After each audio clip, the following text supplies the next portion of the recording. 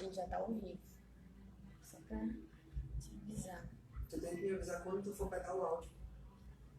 Sacou? Como? Quando tu for pegar o áudio. Quando for pra você falar, entendeu? Você não vai ficar falando todo mundo ao mesmo tempo, né? Olha, amor, eu não sei ainda porque é a primeira vez que eu tô fazendo isso. Alguém que vai coordenar. Agora é a vez de fulano falar. Aí vai passar. Não. Quem vai fazer tudo isso sou eu. Eu que tenho que fazer, na verdade.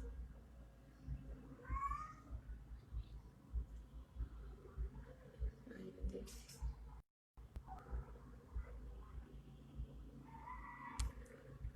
Ai, não, cancela.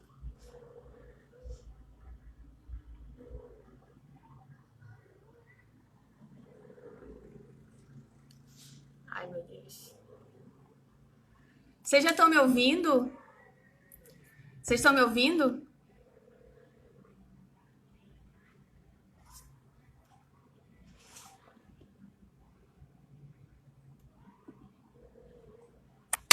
Au.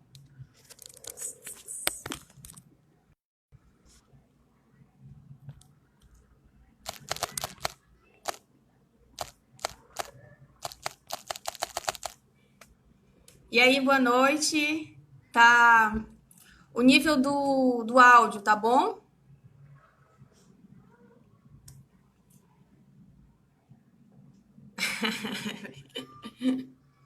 Ouvi. Então, só vamos esperar, a galera tá entrando. Tem o Cazumbá, tá pra entrar. E aí, Nailton, Rejane, Dote, Raul Barbosa.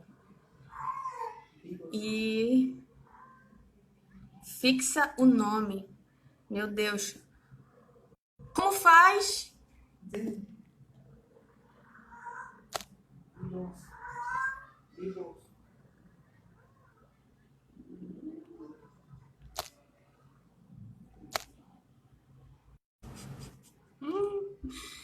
O Isla. Meu Deus!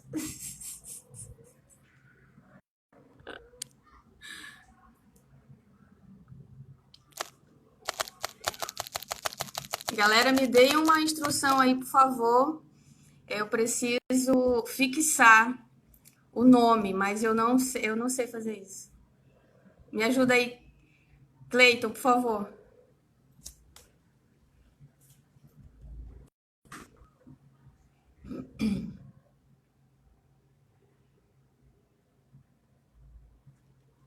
Escreve ele como comentário. Tá.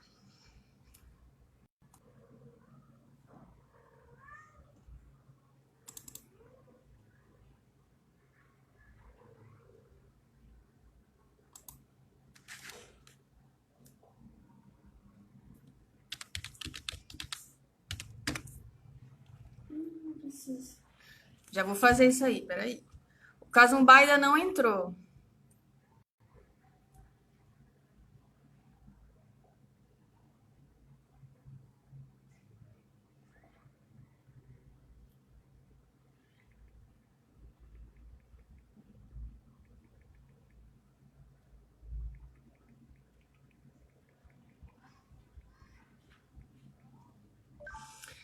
Galera, é o seguinte, Peraí, deixa eu tirar isso aqui.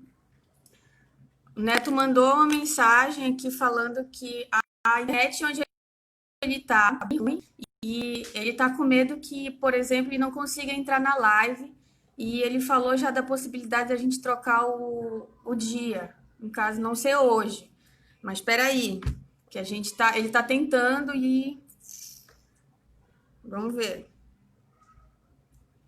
Tá, vamos ver aqui de novo.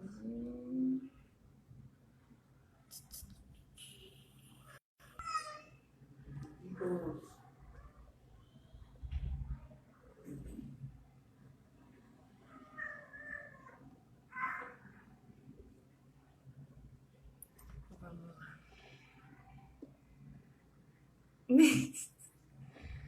Cadê que foi? Escreve comentário e clica em cima.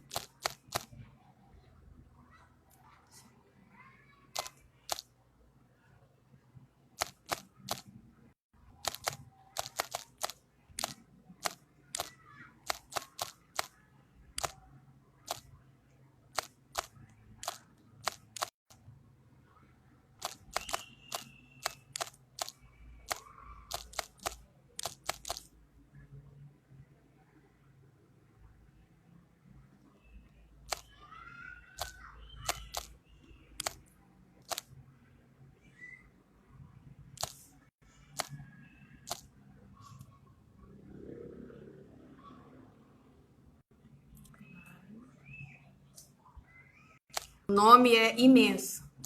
Pera lá.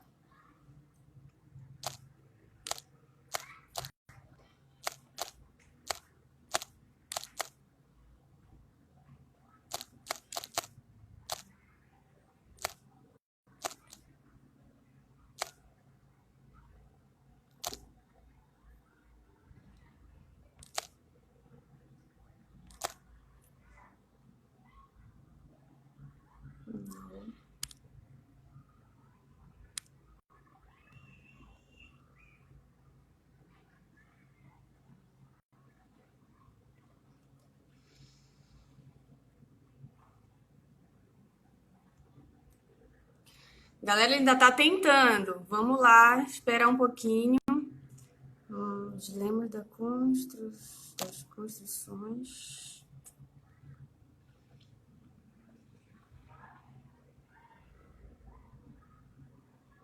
De suas atribuições.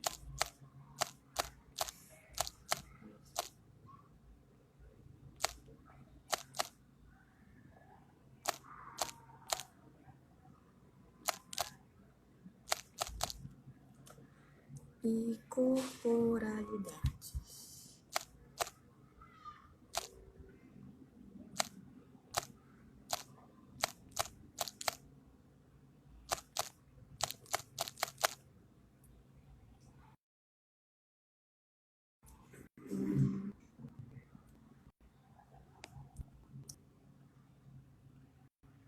Acho que é isso.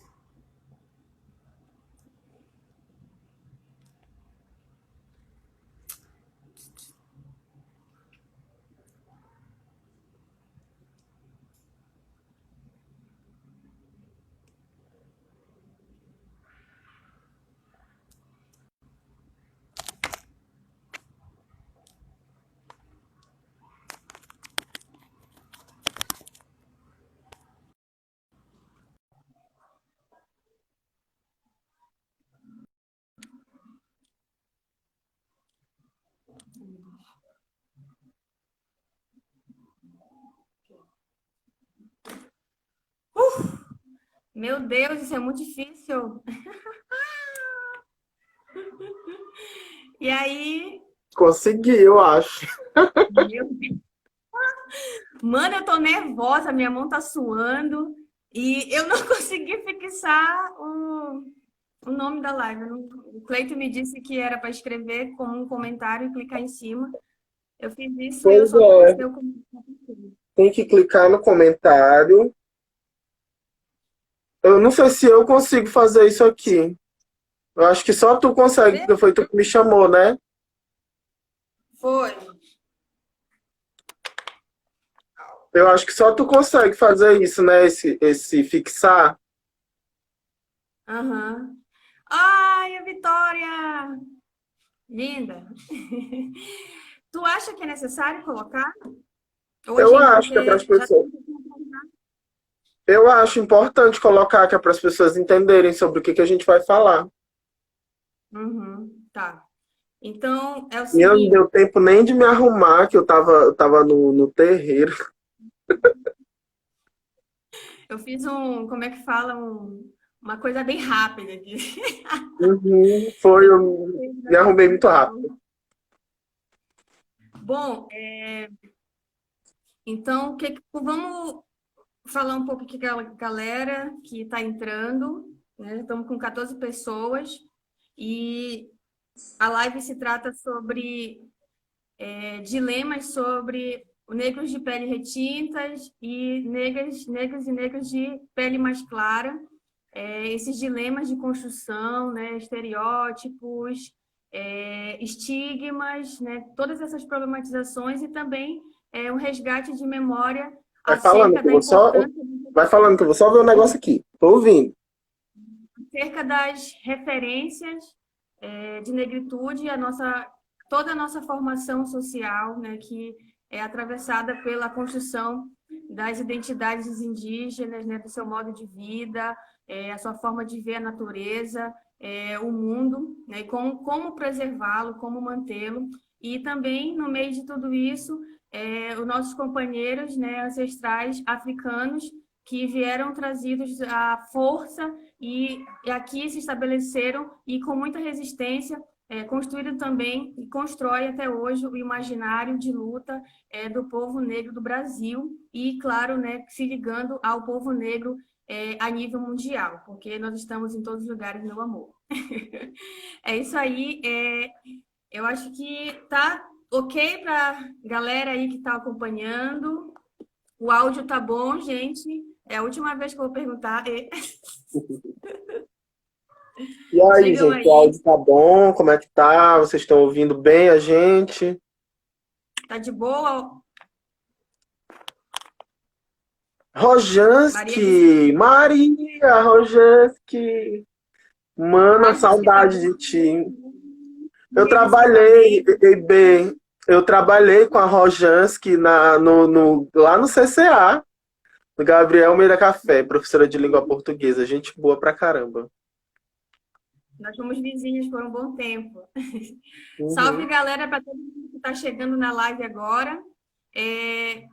Eu acho o seguinte, tá todo mundo ouvindo de boa, então tu gostaria de começar a colocar, né, as suas vivências, né, as suas falas sobre como você se vê, né, na sociedade, como que, por exemplo, que tu, enquanto educador, né, um artista literário, como é que tu se vê nesse processo, por exemplo, agora de 2020, mas que é claro que se liga a um processo muito mais antigo, só que a gente no meio desse caminho de descobertas acaba que a gente vai sendo, né, fragmentado, a gente vai sendo afastado das nossas reais referências e é claro que toda essa reconstrução de uma identidade ou de, né, aspectos de identidade ou de identidade no plural, como é que tu vê tudo isso e como é que tu gostaria de, por exemplo, como é que tu gostaria que as pessoas que estão chegando agora nesse processo e com muito interesse, né, a maioria com muito interesse de fato, desconstruir referências estereotipadas acerca da negritude, o que tu falaria para elas, assim, nessa busca? Então, primeiro eu vou me apresentar, né? Vou me apresentar, eu sou Neto Medeiros, né? Meu nome é Raimundo Alves Medeiros Neto, mas todo mundo me conhece como Neto Medeiros, né? É, e eu sou pedagogo, sou especialista em educação especial inclusiva e sou um estudioso da educação sou um estudioso, na verdade, não só um estudioso, mas uma pessoa que estuda para pôr em prática uma educação antirracista, uma educação anticapacitista, né? Porque eu milito aí nessas duas vertentes que é a educação especial inclusiva, que é a educação voltada para pessoas, é uma modalidade de educação voltada para pessoas com deficiência, e também, dentro desse contexto, milito na construção de uma educação antirracista, uma educação pública mais popular, enfim, dentro desse contexto de que a gente busca, de fato, uma justiça social. Tu tá me escutando? É porque eu estava tentando fazer o comentário, mas eu acho que quando eu clico na tela, fica na frente, não é mesmo? É. Ah, então não vai ter, amigo. Vai ficar que nem Então carnaval. vamos para frente. Então vamos para Vamos pra frente. frente. E aí eu milito nessas duas vertentes aí, educação para as relações étnico-raciais ou educação antirracista e educação especial inclusiva. E aí, de uns anos para cá, eu venho desenvolvendo um trabalho bastante que eu considero, né, porque eu vejo que se produz muito dentro da universidade, e às vezes se faz esse contraponto entre o que se produz na universidade e nós, por exemplo, professores da rede pública, também produzimos muito conhecimento, produzimos projetos incríveis dentro da escola, e às vezes se faz esse peso, né? Porque o que se produz na universidade é mais importante do que o que se produz na escola. Não, na verdade, são coisas que se completam. o que se produz na universidade serve para aquilo que se produz na escola e vice-versa. Aquilo que se produz na escola serve para aquilo que se produz na universidade. Então, eu considero que eu venho desenvolvendo, assim como não só eu, né, mas outros professores vêm desenvolvendo um trabalho muito robusto de projetos dentro desse contexto de uma educação antirracista, que vai para além de um único projeto em um mês ou um bimestre.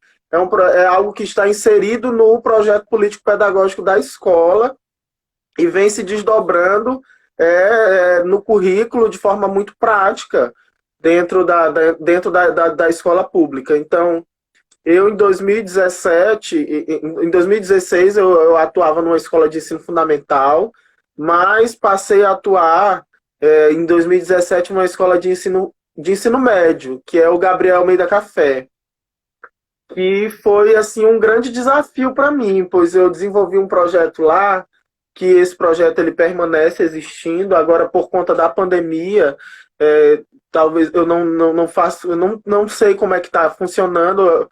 Na verdade, está funcionando aquelas atividades remotas, né? Que também é um debate muito grande, uma coisa muito.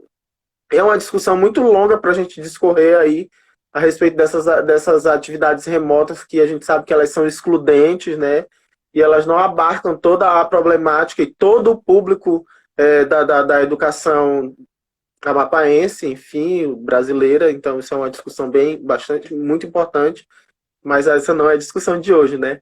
Mas, falando sobre o projeto, era o projeto Memorial da Consciência Negra. O Memorial da Consciência Negra ele é baseado em um livro, que é o livro da Elaine Carneiro de Albuquerque, que inclusive eu sorteei aqui no Casumbá Virou Poeta, na primeira live que a gente fez com a Laura do Marabás. Então, ele é um projeto que trabalha a construção, na verdade ele trabalha a preservação do patrimônio cultural imaterial e material negro dentro da perspectiva da educação popular. Ou seja, são os estudantes negros, estudantes negros ou estudantes que não são negros, construindo um museu escolar. Essa é a verdade do projeto. A gente construiu um museu escolar, então a gente construía telas retratando a história da negritude. Foi feita uma pesquisa muito robusta a respeito também da culinária, a respeito do Mar Abaixo. Foram vários aspectos, porque o projeto é um projeto bem longo, ele acontece desde o início do ano, porque a ideia era justamente essa, a gente não fazer um projeto que viesse a acontecer só no mês de novembro, que é o mês da consciência negra, né? Quando, na verdade, a luta antirracista ela deve acontecer o ano todo, né? O ano inteiro. E História e Cultura Africana e Afro-Brasileira, de acordo com a Lei 10.639, tem que perpassar por todo o currículo escolar em todos os níveis e modalidades. Então, nós, né, eu digo nós porque não foi só foi eu e vários professores. Inclusive, a gente trabalhava essa questão da construção dessa negritude, que é o tema que a gente vai tratar, que a gente vai conversar, né, hoje, que é essa questão de negros da pele clara e negros da pele mais escura, né, ou retinta. Inclusive, eu acho que é um termo bastante problemático, né, negros de pele retinta, negros de pele clara. E aí eu estou trabalhando agora também com essa questão da página. Eu ainda estou na minha apresentação, né? Da página do Casumbá Virou Poeta, onde eu trago as minhas escrevivências, eu trago poesia, e é uma poesia muito de preto mesmo, uma poesia muito pautada nessa educação antirracista, uma poesia de denúncia também. Eu faço muitas denúncias na minha poesia, como aquela... O dia amanheceu, uma das poesias do Casumbá Virou Poeta, o dia amanheceu triste, feio e sem vida, morreu mais uma criança preta. É um poema de denúncia, né? E um outro poema também que fala sobre como os nossos corpos, como a nossa pele, o nosso olhar, os nossos lábios, todo o nosso corpo, como que ele conta uma história, né? Através ali daquele poema Meus Olhos Contam Histórias. Então é uma poesia muito disso, que fala muito sobre mim e sobre os meus Pausado. depravados. Bom, o que que eu faço? É internet, amigo. Vai ter que dar um. Aqui eu moro no Açucena. Aqui só pega você Telecom e não nem mais outra, assim. Tá bem Voltou. difícil. O pessoal tá falando que voltou. Voltou. Eu estava explicando para o Neto que aqui em casa é você Telecom e é péssimo e só tem esse, enfim, né? Então, de vez em quando vai travar e a gente tem que segurar um pouquinho o rock aí para voltar. Então, vamos lá. Eu não me apresentei também, estava até comentando antes de travar que eu sempre chego, às vezes, assim, nas coisas nervosa e acabo, né, metendo os pés pelas mãos, não me apresentando, falando e fico meio. Aí fica, as pessoas ficam pensando assim, mas quem é essa pequena, né, que está falando um monte de coisa aí? Mas vamos lá. Bom, eu me chamo Benedita, Benedita de Fátima Alves Sardinha. Por muito tempo eu não usei o Benedita, nem falaria jamais o de Fátima, né? Benedita eu falaria obrigada, mas o de Fátima eu não falaria nem obrigada. E Alves Sardinha, Sardinha também não. Então, assim, eu não tinha identificação nenhuma com o meu nome. E se eu estou falando agora o meu nome é porque isso já tem um outro símbolo para mim. Já passei por um processo de desconstrução e ainda estou passando, né? Comentava com o Cleiton ontem que eu pensei que eu estava mais preparada para esse tipo de discussão, né? Inclusive em discussão interna. E eu percebi que pela forma como as coisas, as leituras, né? As reflexões que eu venho feito, elas estão vindo muito forte assim em mim, no meu corpo, no meu organismo e eu pensei, caraca, eu pensei que eu estava mais preparada. Não é um debate fácil. Quando as pessoas dizem que falar sobre negritude, sobre racismo, não é um debate fácil, de fato, não é um debate simples. Se, por exemplo, para as pessoas não negras é um debate simples, é claro que elas não percebem o lugar, né, a questão toda do racismo enraizado na sociedade brasileira.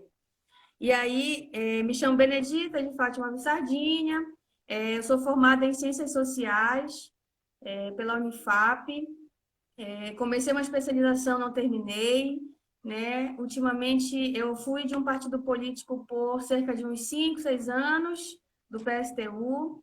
Hoje em dia, a minha militância, ela perpassa pela sala de aula, ela perpassa pelas as redes que eu estou, né, os lugares em que eu me encontro, os lugares para onde eu me direciono também. E a minha vida eu percebo como uma militância e todo esse processo de vida, todas essas reflexões de, por exemplo, me identificar com textos da Neuza Santos falando sobre tornar-se negro ou negra, saca? Ver o Fanon falando, né, do psicológico, da psicanálise negra, de como o racismo ele interfere na nossa construção psíquica. Então, assim, não é uma simplesmente dizer, vieram africanos e africanas forçados da África e ponto, saca? E por muito tempo, por exemplo, isso é um reflexo de todas essas problemáticas de democracia racial, né, que foi muito vendida academicamente, né, culturalmente, foi muito vendida. E essa perspectiva de democracia racial, é claro que ela veio com o intuito justamente de favorecer aquilo que foi chamado, né, de teoria do branqueamento, né? A sociedade brasileira ia passar por um processo de branqueamento, o elemento negro indígena ia desaparecer, porque o elemento branco era o mais, né, forte, demonstrava, enfim, toda essa ideia de supremacia. Então, eu vejo que eu fui uma criança, eu fui uma adolescente que justamente estava perdida dentro dessa discussão toda, saca? Não, aquilo que se coloca, né? A ideia de pardo, né? Ela é uma classificação que o IBGE utiliza, mas ela é uma classificação transitória, no meu ponto de vista, né? Por quê? Porque o pardo, ele não é nem branco e nem negro, certo? Ele está no meio, digamos assim. Só que, dentro dessa discussão de identidade racial, na verdade, o pardo, ele é a negritude também. Só que é uma negritude que não se assume por conta de todas as dificuldades que se estabelecem do que é ser negro, né? A ideia de a negritude sempre está associada a aspectos negativos. E isso seja na construção, aquilo que estava conversando comigo mais cedo, seja na construção de Monteiro Lobato, saca? Seja na construção de Nina Rodrigues, seja na concepção, por exemplo, de todas aquelas pessoas que falavam que, por exemplo, as pessoas negras elas eram inferiores. E todo esse processo de construção de dizer que as pessoas negras são inferiores porque a referência branca é o único símbolo de beleza possível, é o símbolo do conhecimento. Inegavelmente, por exemplo, quando houve esse sequestro e os nossos povos ancestrais se tornaram pessoas africanos escravizados e depois afrodescendentes escravizados, o que eles tinham que fazer naquele momento? A igreja disse que não era ser humano. Então, eles tinham que objetificar, né, e coisificar, tinham que desumanizar a figura da pessoa negra, justamente para que eles se colocassem enquanto pessoas humanas, humanizadas. Ou seja, aquilo que eles fizeram com os nossos ancestrais, de tanta violência, ela jamais, por exemplo, perpassava por essa consciência branca daquela época como um aspecto de algo de crime contra a humanidade, entende? Como algo que fosse considerado que tirasse a dignidade daqueles grupos sociais negros, entende? Eles simplesmente diziam que não eram seres humanos. Ou seja, se não é ser humano, é um animal que nós podemos, por exemplo, matar. Então, assim, esse processo de objetificação, de coisificação, né? Essa alienação do que é ser negro, ela teve essa ideologia de inferioridade, ela foi fundamental. E, por exemplo, gerações e gerações estão, né? Gerações e gerações estão em busca dessa desconstrução. Muitos jovens, todos os anos, jovens, pessoas adultas, até mesmo crianças, dentro das suas famílias que entendem a sua negritude e reafirmam, entende o seu orgulho, entende? Essas crianças já estão sendo construídas dentro de um outro viés. E isso é positivo demais, porque essa identificação do nós por nós, entende? Desde criança saber que você é uma pessoa negra. E aí a gente perpassa por esse caminho já de desconstrução. Só que, ainda assim, né, esse processo de racismo estrutural, entende? Esse processo ainda que em voga do mito da democracia racial. Se você perguntar, por exemplo, eu trabalho na escola Pacoval, de Osolina. Pergunto lá sobre nós somos iguais? Somos. A maioria das pessoas vão dizer que somos iguais. Mas iguais em relação a quê? Né? Então, assim, essa ideia de igualdade, nós somos todos iguais perante a lei, ela tem o seu caráter de tentar, naquela época, em 88, na Constituição, de estabelecer, entende, um nível entre igualdade entre as pessoas de forma jurídica, e isso é claro que na prática não aconteceu. Por quê? Porque os números de assassinatos da população negra só crescem, né? As mulheres, as nossas mães, entende, periféricas, as nossas mães pretas, as nossas mães indígenas que estão nas cidades, elas estão aonde? Nas casas de empregadas, nas casas das patroas, entende? O número de pessoas negras que acessam o ensino superior, jovens, é bem menor. A gente sabe muito bem que os números são sempre abaixo para a negritude no que se diz respeito ao acesso aos direitos, entende? Ao usufruto dos direitos.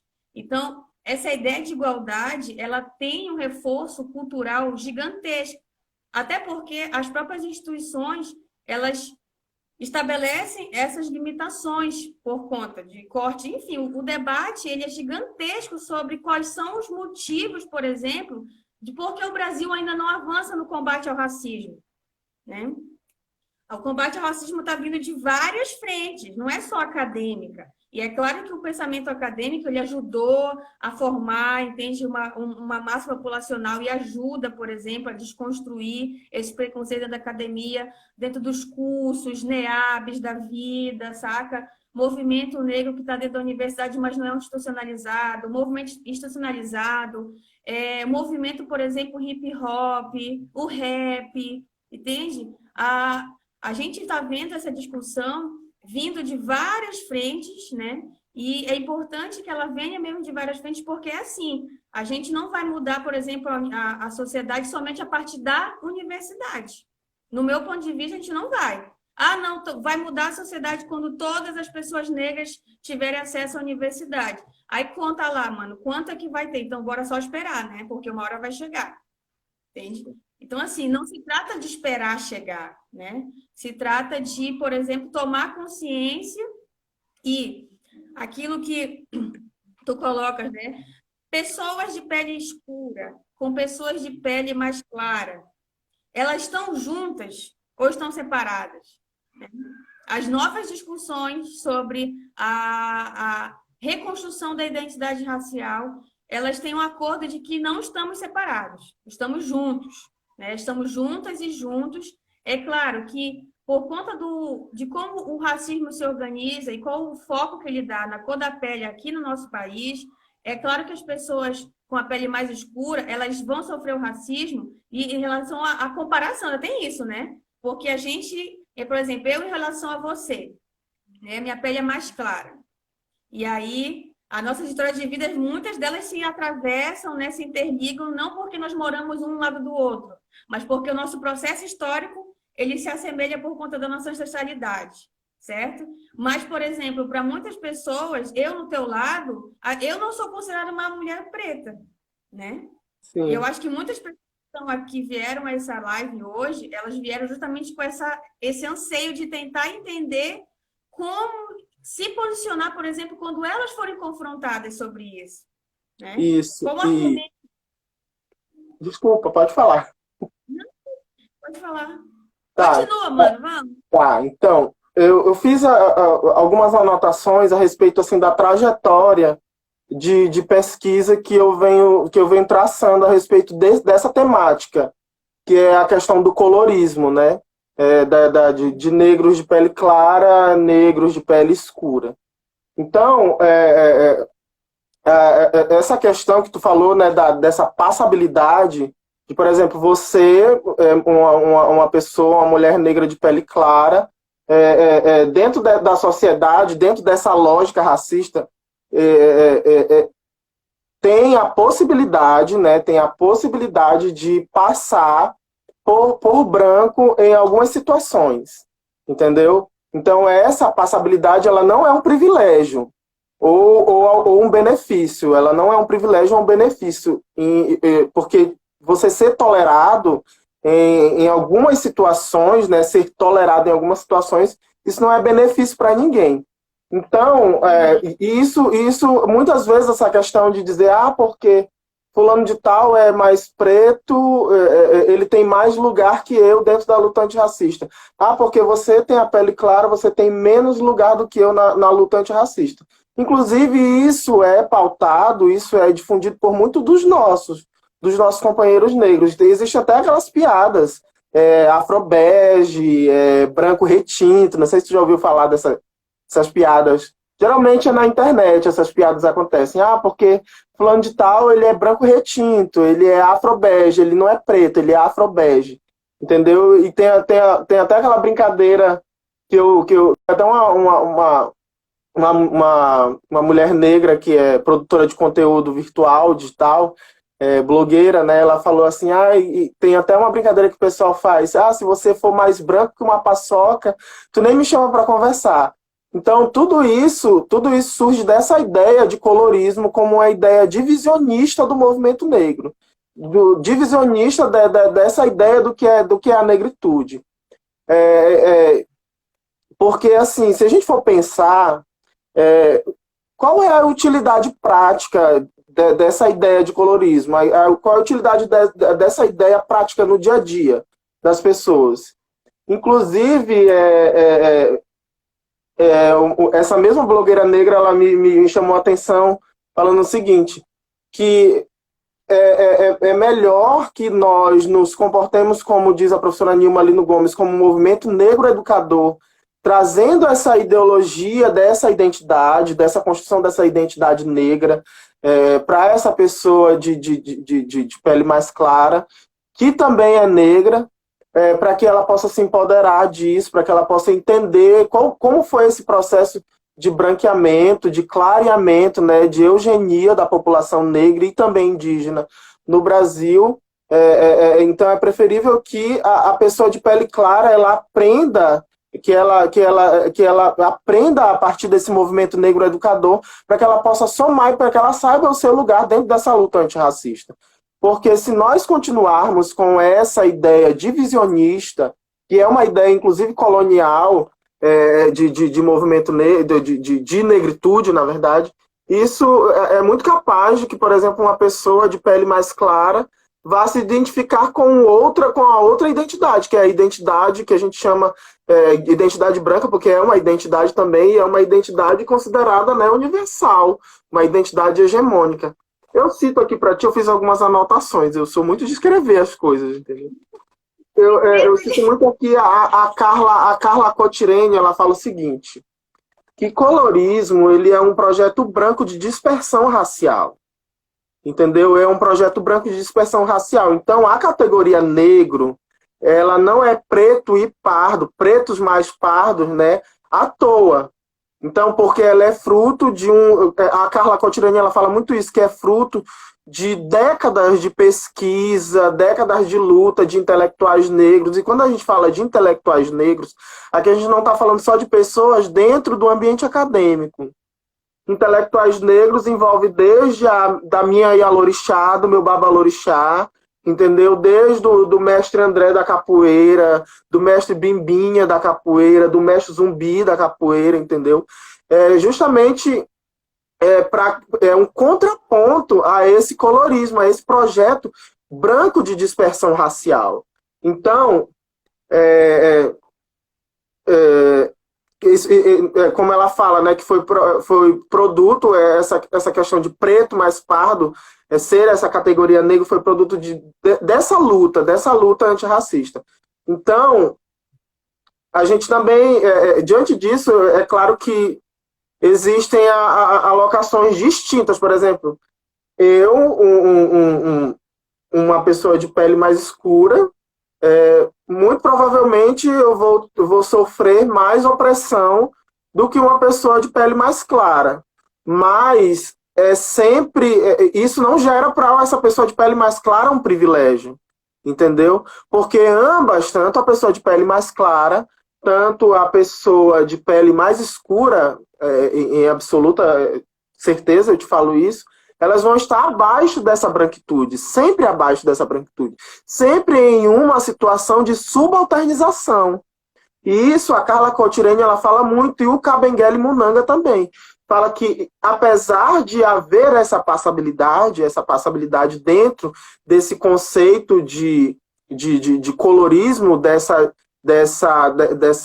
desse projeto divisionista de dispersão racial, a pessoa negra de pele clara, ela sempre vai estar em situação de subalternização e inferior a essa ideia de branquitude, a essa identidade branca. Então isso a gente tem que pontuar muito claramente.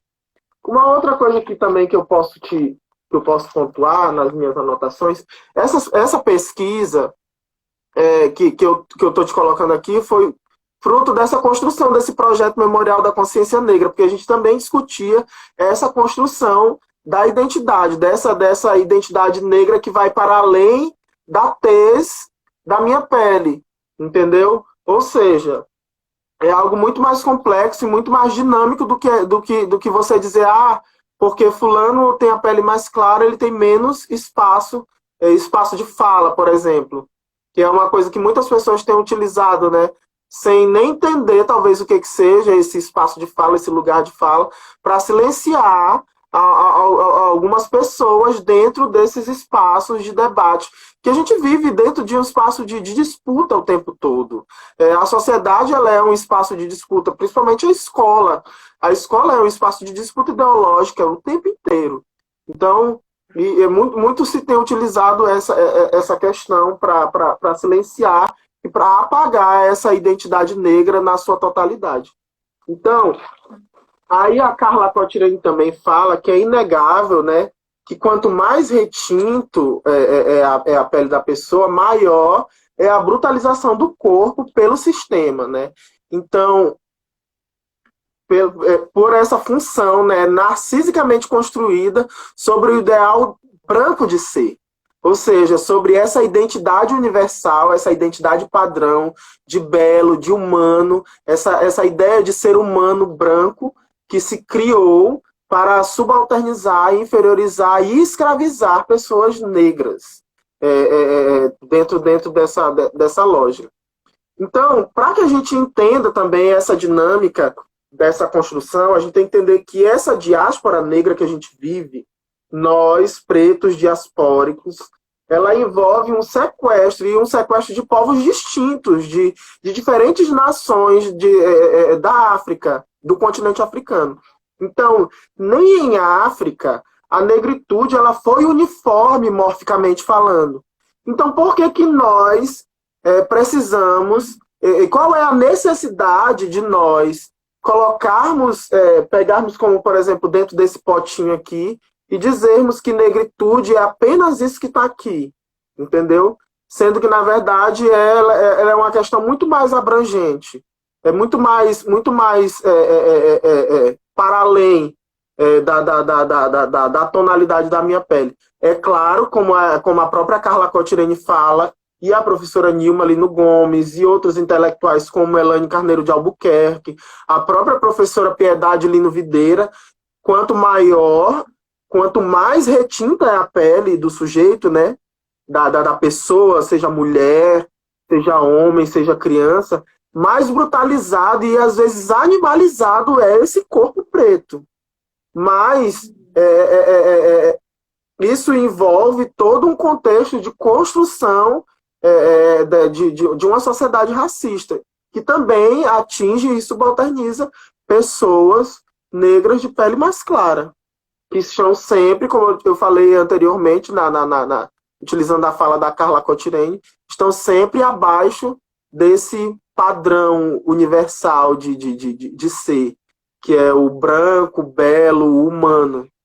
Então a nossa pesquisa ela partiu muito disso, e eu acredito que é muito isso mesmo. Essa questão de você dividir a negritude em pequenas caixinhas Isso é uma estratégia realmente da branquitude, é uma estratégia colonial, é uma retroalimentação da colonialidade, entendeu? Eu acho que as pessoas estão falando, né, colocando aqui as suas falas também sobre, né, como se sentem. Eu vi que a Samela colocou que tem cada vez mais se afirmado enquanto uma mulher preta indígena. O Raul está dizendo que tem um filhinho de 9 meses e que ele está preocupado com ele sobre como é que o filho dele vai lidar, né, quando crescer. Na verdade, começa a lidar desde que nasce, né? Mas como, por exemplo, quando for para a escola, né? E aí, eu acho assim, né, que a gente não tem como privar, infelizmente, né, proteger todas as pessoas para que elas não sofram racismo, porque ele vem de todos os lados, assim, é uma luta constante, né? E principalmente se você não sofre racismo, sabe? Se você nunca sofreu racismo, você não sabe o que significa isso. Então, tipo, quando você vê alguém Se tu sofrendo... puder falar um pouco mais alto, tá baixa a tua voz. Se puder falar um pouco mais alto. Acho que porque também eu falo altão, né? Não, eu falo alto, mas se eu falar alto, eu vou começar a gritar, eu me conheço. Mas vamos lá, eu acho que é o seguinte, que falando com o Raul sobre o filhinho desde 9 meses, né?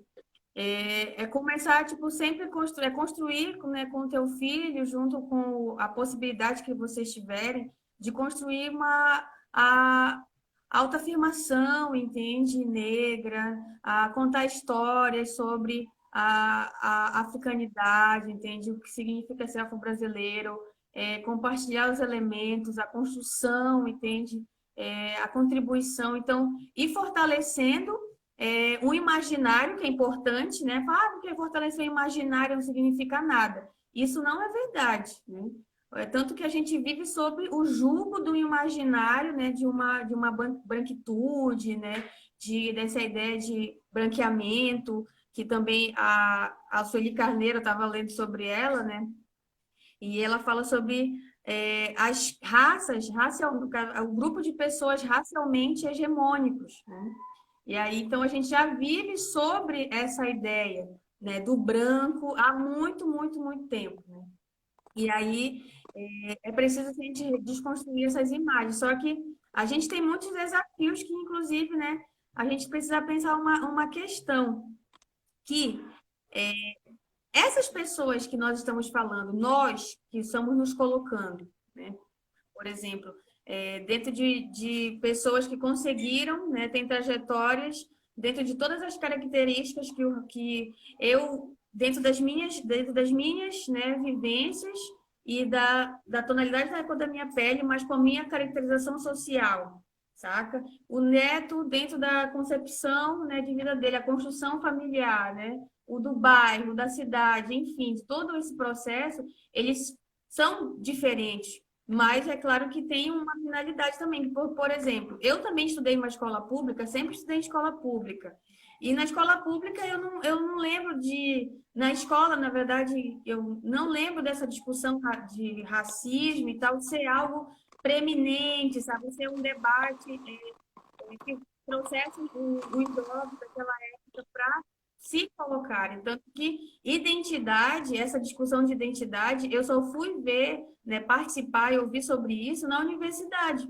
Porque parecia que não faz sentido. Por que que as pessoas no ensino médio vão ter que falar sobre identidade? Parecia que era meio que isso. Não precisa, os jovens não precisam disso.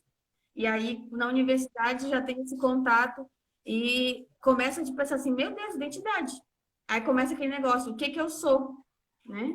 O que que eu sou? E aí tem essa crise que não é uma crise somente minha, que eu estou sanando aos poucos, entende?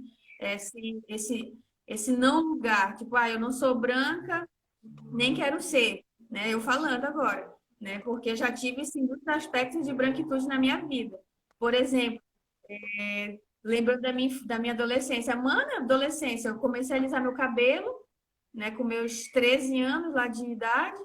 Alisei o cabelo das piores formas possíveis, né? Rena, aquele negócio que fez de horrores, aquele tal de original, né? Passando o ferro porque chapinha não tínhamos, né? Minhas amigas, se elas tivessem nessa live, elas iam rir horrores, porque a gente fazia tudo isso, passava o ferro na tábua de passar, entende? Porque de alguma forma a gente tinha que se encaixar.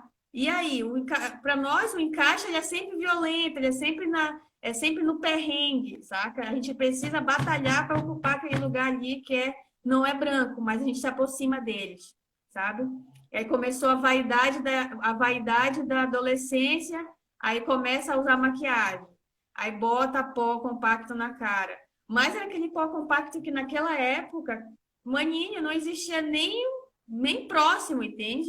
Ou era um pó compacto bastante escuro, ou era um pó compacto branco, aqueles rosados. E, ou seja, é claro que eu nunca usava o escuro, né?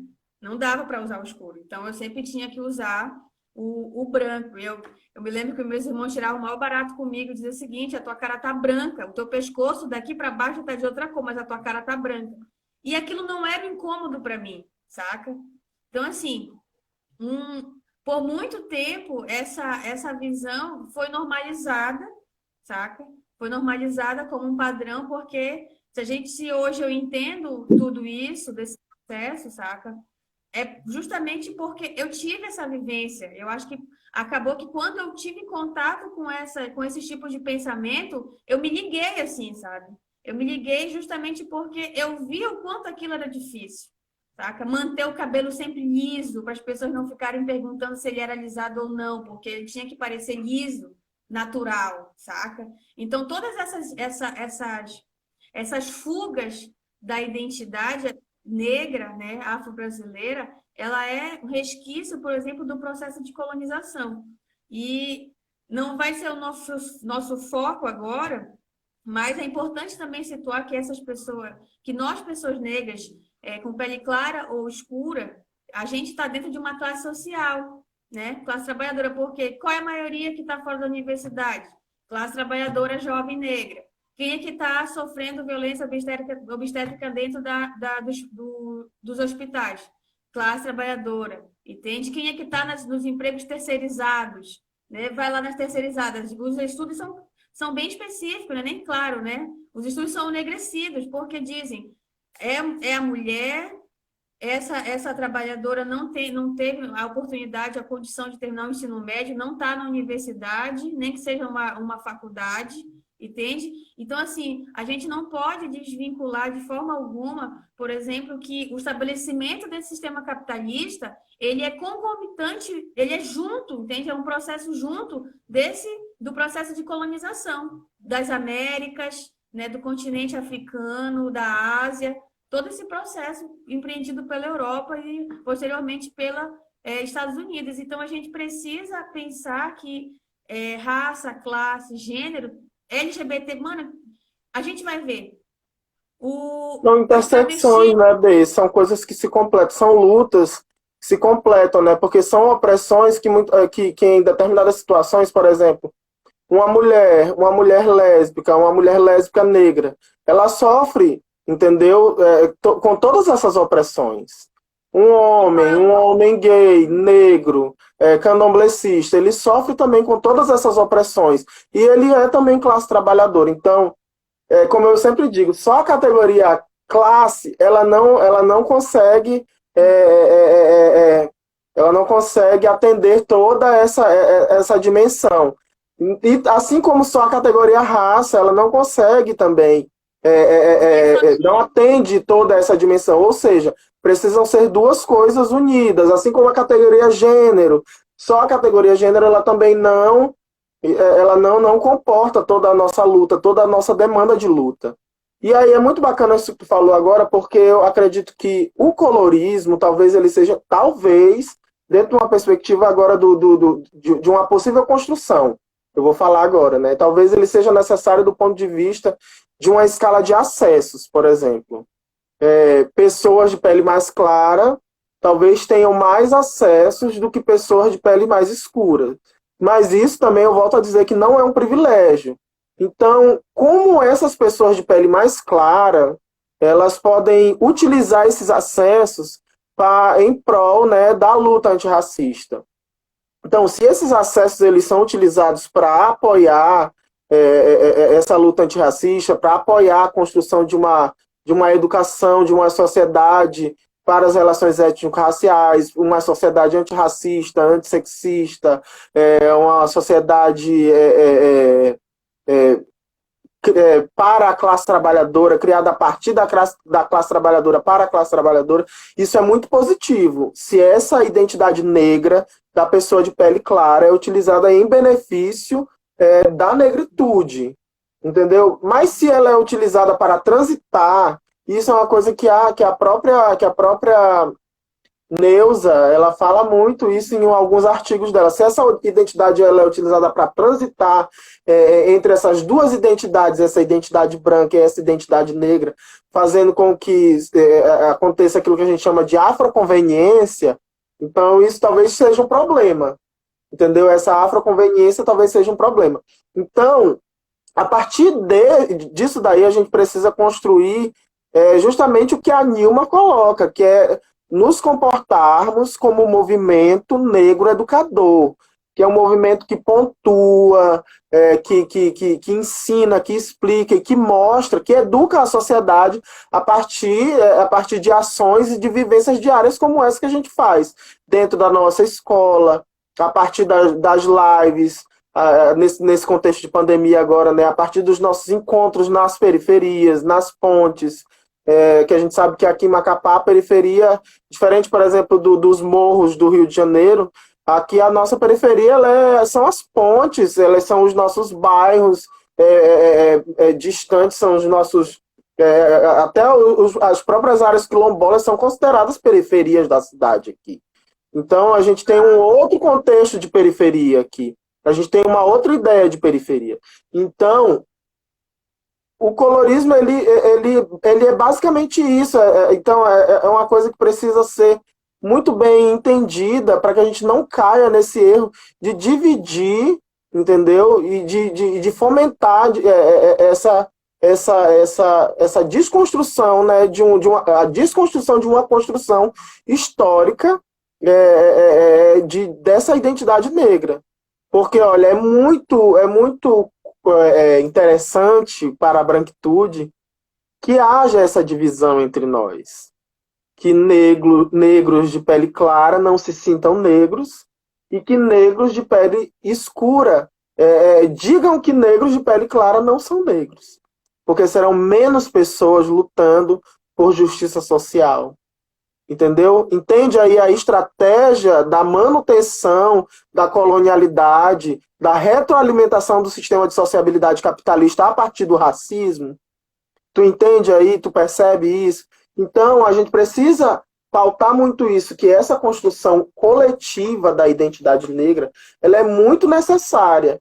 E isso perpassa por eu te reconhecer como mulher negra, e você me reconhecer como um negro de pele mais escura, que talvez em algum momento sofra mais opressão, mas que estamos juntos dentro de uma luta por justiça social, por uma luta para derrubar um sistema de sociabilidade que é perverso, que visibiliza mulheres negras, que subalterniza homens negros, que brutaliza os corpos, entendeu? Que faz com que as pessoas se embruteçam ao longo da jornada, entendeu?